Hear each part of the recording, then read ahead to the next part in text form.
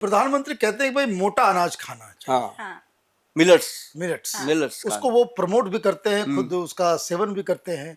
तो ये आयुर्वेद के हिसाब से वो ज्यादा शरीर के लिए अब बेहतर कनक तो अपने लिए बना ही नहीं था, गेहूं है। हाँ, हिंदुस्तानियों के लिए तो बना ही नहीं था। अब हम गेहूं के बिना हम कुछ करते ही नहीं है। अब गेहूं जो है, अब मान लो कोई पेशेंट डायबिटिक है, उसको गेहूं की रोटी खिलाओ 10 दिन, उसके बाद शुगर देखो कहाँ जाती है। उसको मिलेट्स खिलाओ, दवाइयाँ छूट जाती हैं। मतलब मिलेट्स के अंदर बहुत पावर है। अभी पंजाब के अंदर आप देखो, इतिहास गवाह है, गुरु नानक देव जी की कहानी आती है कि उन्होंने भाई लालो के घर जा कर के कोदरे की रोटी जो खाई, एक में से खून निकला, एक में से दूध निकला। कोदरे को वो प्रमोट कर गए थे वहां पे। मतलब कोदरा एक ऐसा मिलेट्स है जो जिसके अंदर सारे मिनरल्स हैं, और गुरु महाराज का आशीर्वाद है उसके ऊपर। और हम मानते हैं, जो लोग गुरु जी को मानते हैं उस बात को मानते हैं कि गुरु नानक देव जी कहे गए हैं कि कोदरे की रोटी जो है, और उसके बाद कंगनी है और कुटकी है, बहुत सारी ऐसे मिलेट्स हैं जो बेनिफिट ही बेनिफिट देते हैं, उनका कोई नुकसान नहीं। अब देखो कोदरा है, उसकी रोटी बनती है, उसकी दलिया बनता है, और उसके उसके साथ उसकी खिचड़ी वगैरह जो भी बनाओ वो बहुत अच्छा बनता है। लेकिन एक बात सारे देशवासियों को कहूँगा कि भाई कुकर में डाल के इन चीज़ों को मत बनाओ, इन चीज़ों को हांडी में बनाओ, और इन चीज़ों को तवे पे, लोहे के तवे पे पकाओ। और कोशिश करो कि घर के अंदर एक मिट्टी का चूल्हा ले आके रख लो, गैस के चूल्हे का इस्तेमाल कम करो। और बाकी आपकी जीवन है, आपका लाइफस्टाइल है, आप जैसे मर्जी जियो, पर हमारी आदत है कि हम अपनी बात करते हैं।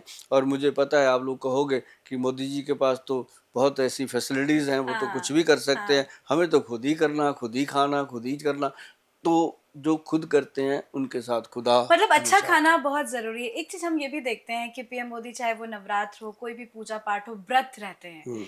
और व्रत के साथ इतना हार्ड वर्किंग, मतलब सुबह यहाँ शाम को यहाँ इतनी रैलीज करना, स्पीच देना, कभी इस देश में कभी, मतलब वो व्रत के साथ साथ भी अपने काम को कभी वो नहीं छोड़ते। नहीं ये छोड़ते। फिटनेस भी उनका रास्ता है। जरूरी है कि हम जीने के लिए खाएं, ना कि खाने के लिए जिएं। बहुत सारे लोग आजकल खाने के लिए जीते। अब मेरे पास बहुत सारे पेशेंट आते हैं जो कहेंगे बोल सर क्या खाना है, मैं कहता हूँ माँ की दाल नहीं खानी, राजमा नहीं खाने, आलू चावल नहीं खाने, और सफ़ेद चने नहीं खाने, और ये 7-8 चीज़ें मैं फिर गोल साहब बचा क्या?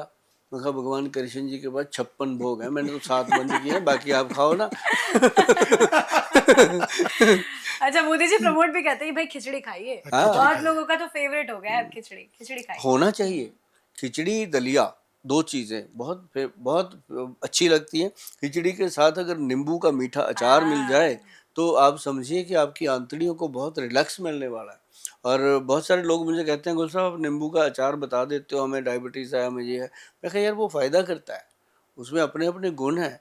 और जो हम उसको मीठा बनाते हैं तो हम कौन सा उसके अंदर शुगर डालने की बात करते हैं, हनी डालो उसके अंदर, गुड़ गुड़ डालो, डालो। कुछ भी डालो तो वो ठीक रहता है। तो ऐसी बहुत सारी चीज़ें हैं। आम का अचार है, घर पे डालो मैडम, उसमें कलौंजी डालो, मेथी डालो, और सरसों के तेल में उसको अच्छे से धूप लगवाओ, बनाओ, तो वो मज़ा करता है। अब जो हम चीज़ें बनाते हैं कुकर में डाल दी, सीटी बज गई, तो सुबह फिर बाथरूम में अपनी सीटी बजती है, क्योंकि वो तो वही काम करेंगी, कब्ज हो जाती है, पेट गैस हो जाती है।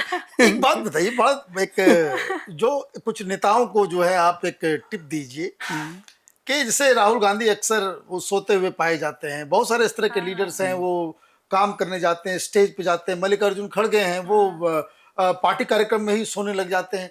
ये नींद, ये जो झपकियां आती है, जो आलसपन है, इसको दूर करने के लिए क्या उपाय करना चाहिए? देखो जो झपकियाँ आती हैं, एक तो देखो इसके अंदर सबसे बड़ी चीज़ मैं बताऊँ आपको, डीप ब्रीदिंग बहुत काम करता है। डीप ब्रीदिंग, लंबा सांस लेना, रोकना, फिर धीरे धीरे नाक से सांस खींचना, रोक लेना, फिर धीरे धीरे उसको छोड़ना, मुंह से खींचना। और जब हम सांस लेते हैं ना, 2 चीज़ें आप देखिएगा मनीष जी, अभी आप सांस लेके देखिएगा, अब जब सांस लेते हैं तो पेट भी अंदर खींच लेते हैं, राइट। ऐसे नहीं, पेट बाहर, ये पेट बाहर अंदर होना चाहिए सांस के साथ। हम क्या करते हैं, सांस भी ले लिया और पेट भी अंदर खींच लिया, तो वो हवा तो रुक गई, जहाँ चाहिए थी वहाँ मिली नहीं।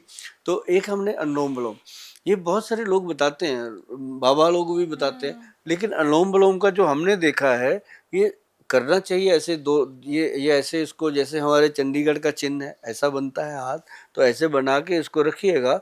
और ये जो 2 उंगलियां हैं बीच वाली, ये धीरे धीरे यहाँ आ जाती हैं जी, धीरे धीरे अपने आप आ जाती हैं। तो ये नाक की हवा इसको मिलती, तो ये क्या है कि डायरेक्ट ऑक्सीजन है।